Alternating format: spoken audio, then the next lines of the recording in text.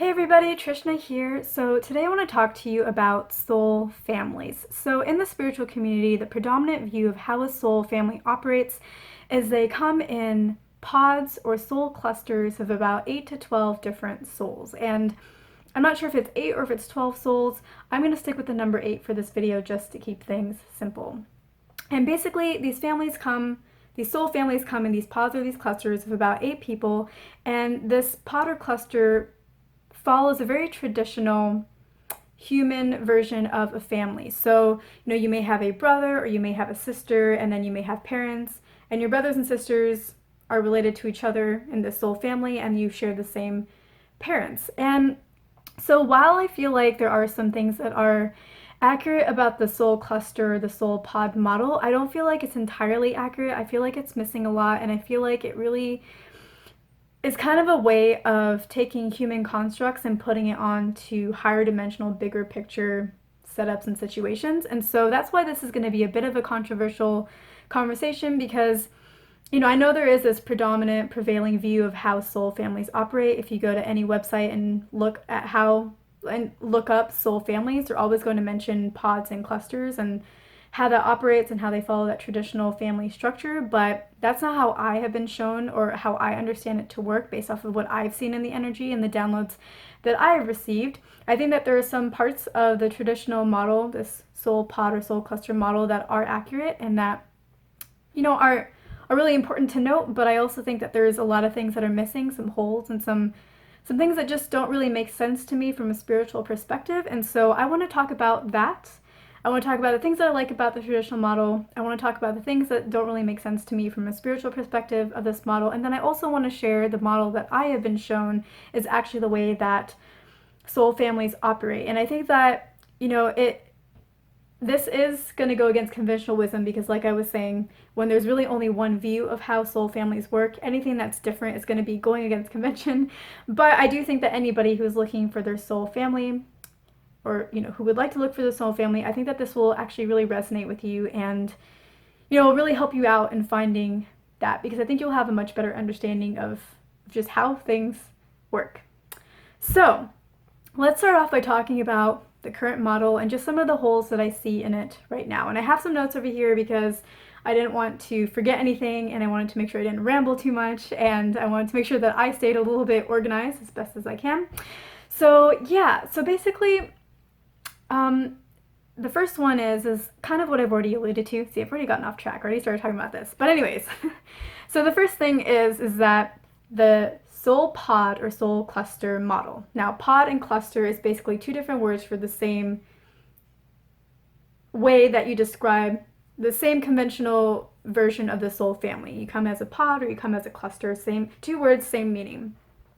So basically, in this traditional model, the model that everybody is basically accepted as a soul family model, it follows a very human version of how a family operates. And so basically we're taking our human view, our 3D mental constructs of how a family should work, and we're trying to put it on a 5-dimensional or even higher dimensional setup of how things actually work. So we're taking a very limited view and we're trying to put it on something that's bigger than ourselves.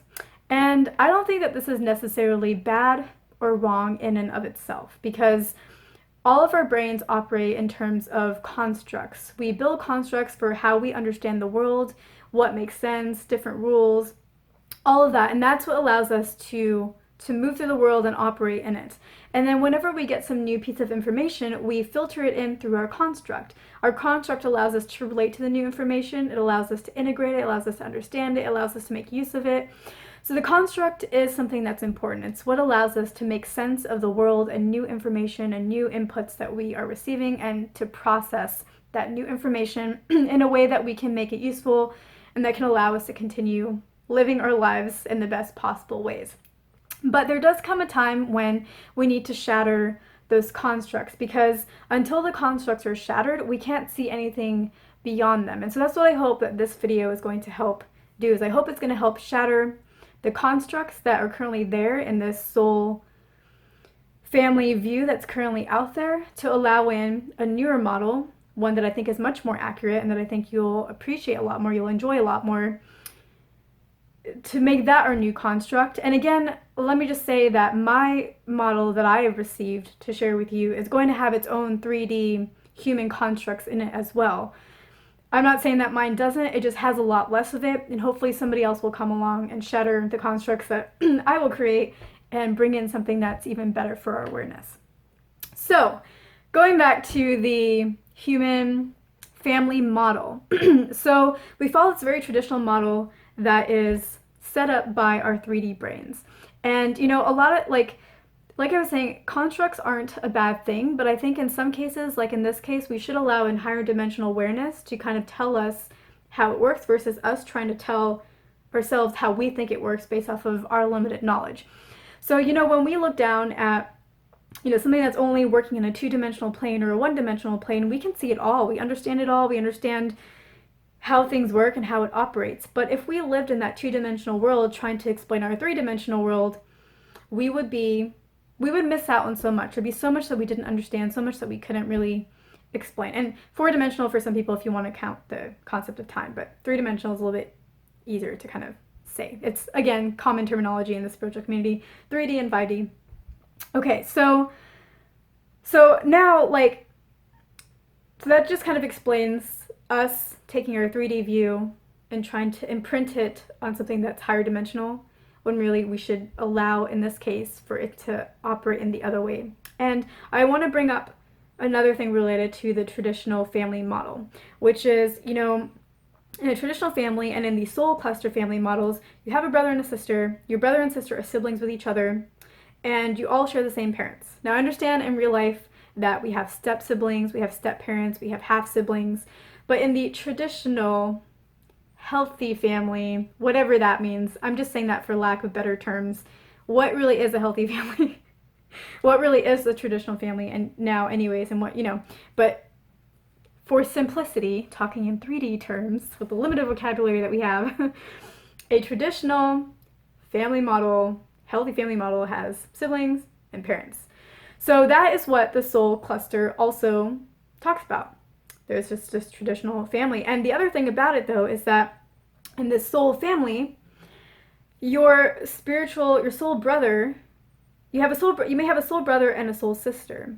And because they're both your soul siblings, they're supposed to be soul siblings with each other, right? You're a pod, you're a cluster, you're all a family unit, you're all related to each other.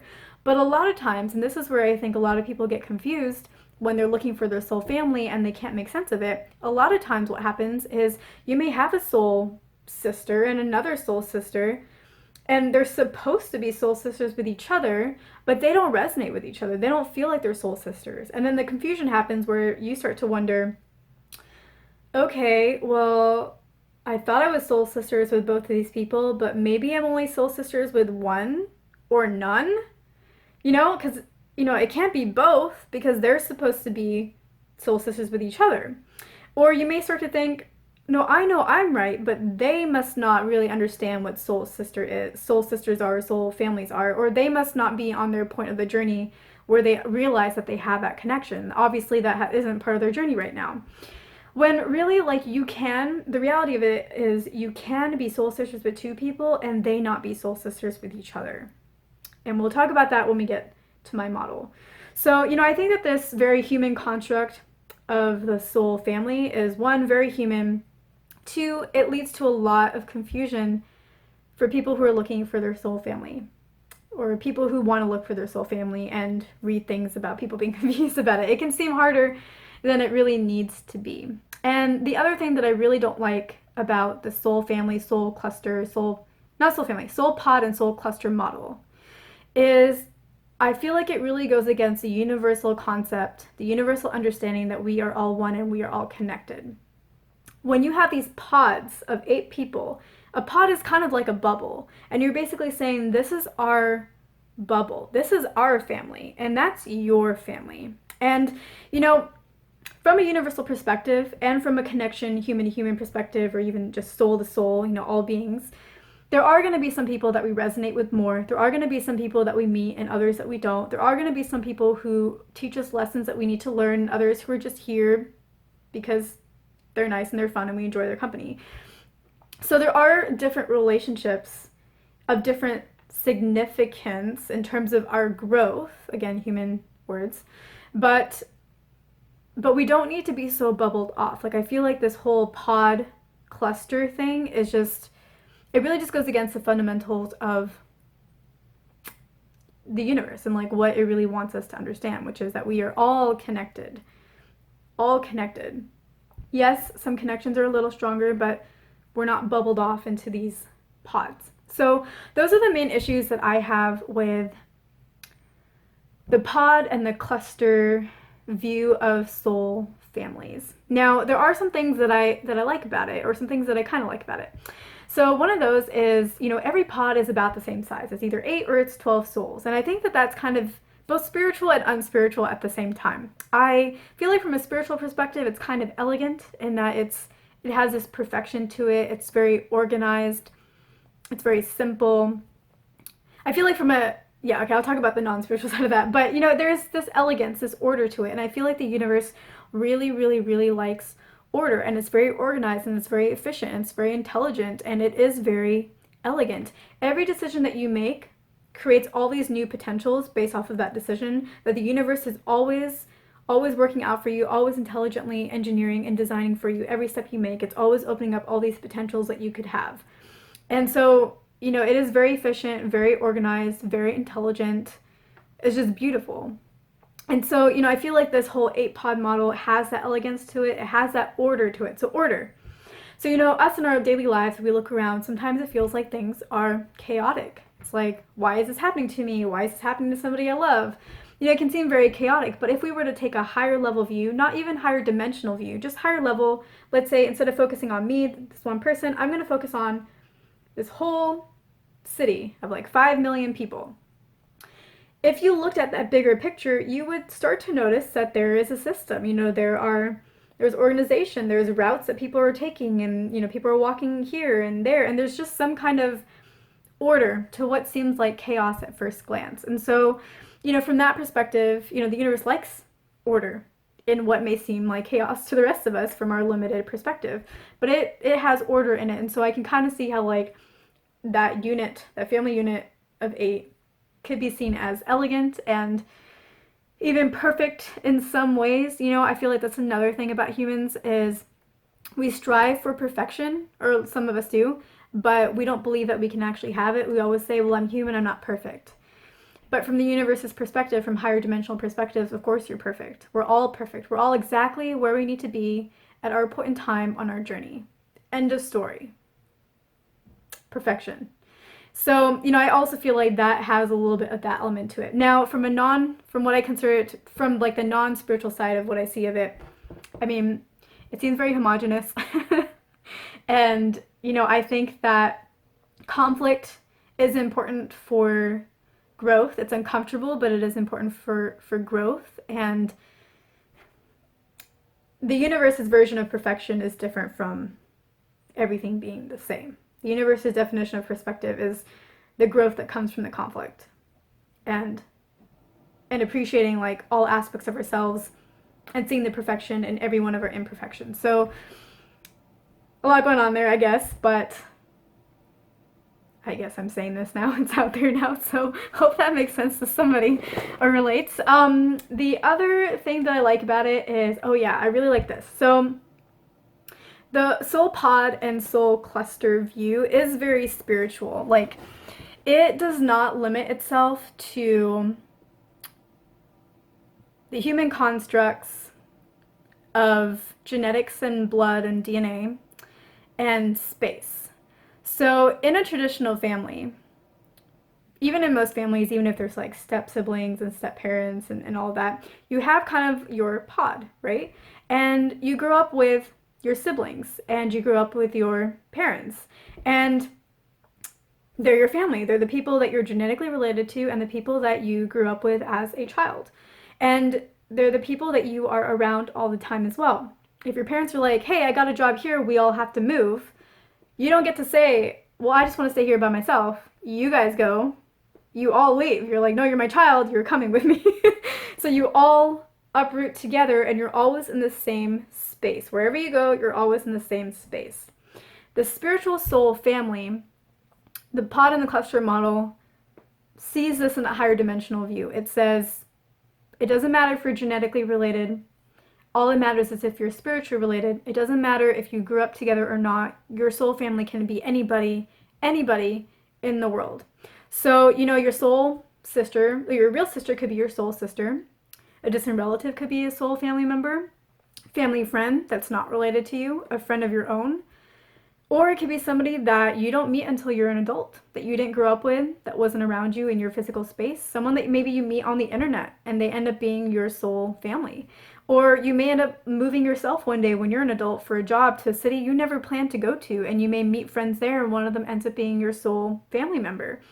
So, I really like that about, that is the definition of a soul family, no matter how you cut it, is it's not limited by the genetics, it's not limited by the location, it's not even really limited by the time. Soul family can come before and after you. But yeah, it is very truly soul. It's the soul spiritual relationship that you have with somebody. So those are the things that I like about it. So now we've basically talked about, the model that's currently out there. And, I don't really like that it's very human construct based, that it brings a lot of confusion to people because they think that you're in this pod. And I don't like the pod because it creates division and separation when we're here to recognize our oneness instead. But I do like that there is an elegance to it. That's it's kind of in the middle. I don't know that I necessarily like that. I don't think that's necessarily required. But in my model, I was also given about 8 to 12 people. So, I guess that's accurate from our understanding now. But I do like that it is not limited by human physical constructs of space and DNA, blood, genetics, who you grew up with, that kind of thing. So now I want to talk about my model. Hopefully I can explain this in a not too wordy way. So, I'm looking at my notes for a second just to make sure that I capture this. Okay, so first of all, I think to start, I would not call soul families clusters or pods.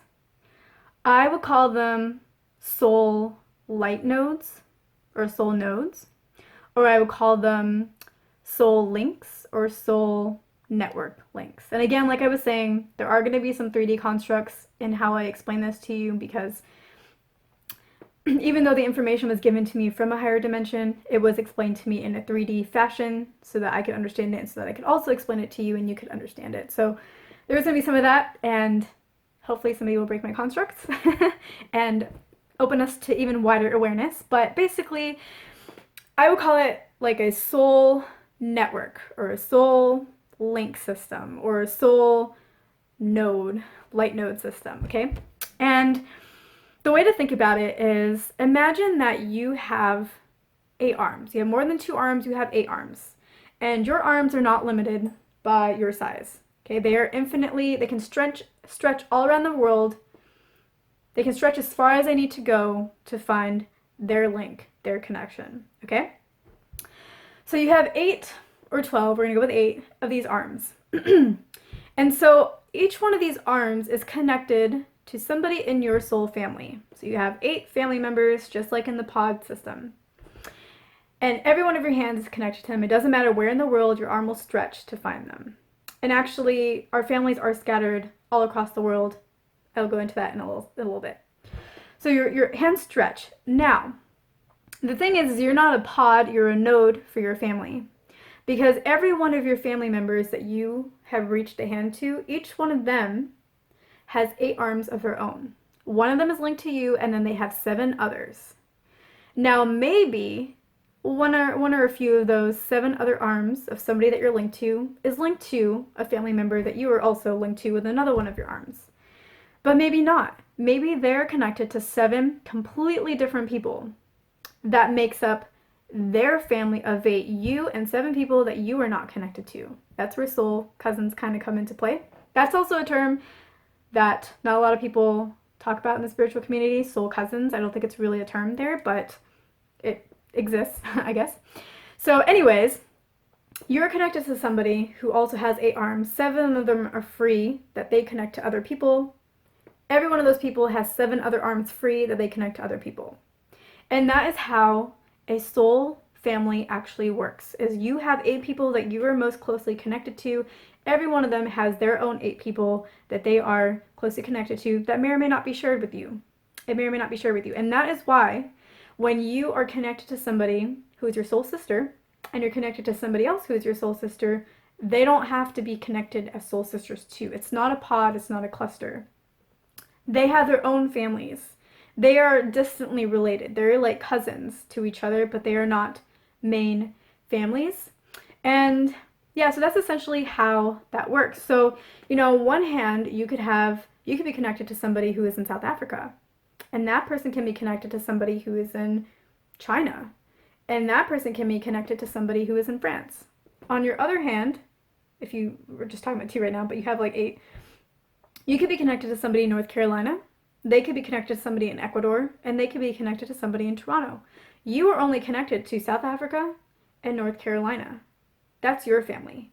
But they're all connected all around the world. This creates an entire world connection. This is what builds the oneness. Every one of us is a light node that basically strings together with other light nodes all around the planet multiple times over and over and over again, that creates this ball of strings of light. That's what we are. That connects us all together. Yes, we have people who we are most resonant with, but ultimately we are all connected to every other person through this entire network. There is no pod that only makes 8 of us together. We're all connected. We're all one. It's like 6 degrees of separation in some ways. Like everybody is connected to everybody else. There is no dead ends when it comes to these links. There is no hand that is empty, right? It all connects. Okay, so I just want to make sure that I didn't miss anything. Okay, so I'm just going to read like 4 lines that I bolded. So basically, soul families are purposely broken up so they are scattered all around the world, so that these soul connections can tie the world together into that oneness. It's like we lock the planet in strings of light. We are a network of connections, a network of light nodes. So I hope that helps. I hope that helps you realize we're not these pods that are separate. I hope that it helps remove the confusion of why your 2 soul sisters do not feel like they're soul sisters with each other. I hope that it helps you connect with that oneness, that, even if you're not directly linked through your main family, that you are linked to literally every other person on this planet, and that we are stringing this entire planet with nodes of light, with these lights all over the world. And that's really what the universe wants, is it wants us to feel connected. It wants us to have people close to us to help us with our growth, but it wants us to feel connected to everybody. It wants us to remember that we are one. It wants us to give to the planet and be that light and be that love and wrap ourselves all around the planet. And that's why our soul families tend to be scattered. It's because it stretches those links all around. And when all of us are stretched to all these different people, it brings that greater awareness and brings that greater understanding of people who are so different from us, because our consciousness, first of all, our consciousness for everybody is all connected, but then when you are more directly connected in those ways, it just enhances that, which enhances the overall consciousness. And now I'm gonna get all big and out there, but basically this is how soul families actually work. It's not pods, it's not clusters, it's a network. It's a network of light nodes wrapping all around the planet. So yeah, I hope that this was interesting. I hope that this helps you find your soul family if you've been looking for it. I hope it eliminates some confusion. And yeah, so that's what I have to talk about today. I may start doing some live videos for the different astrology sign readings. So I normally do them, I normally record them, but I may just take notes like I had here and then do them live and just look into it, write it down, and then speak to it, versus usually I look into it and then I just share it in a video. So I may do that. I'm thinking Mondays and Wednesdays might be good times in the evenings. So I'm in Central Time Zone, so maybe somewhere between 5:30, I may start at 5:30 on Mondays or something, and 7:30 on Wednesdays or something like that, to hit more of the evening hours, because I think most people who watch me are in the US, Canada region. So yeah, All right, well, I hope this was helpful. Thank you so much for watching, and I will see you in my next video.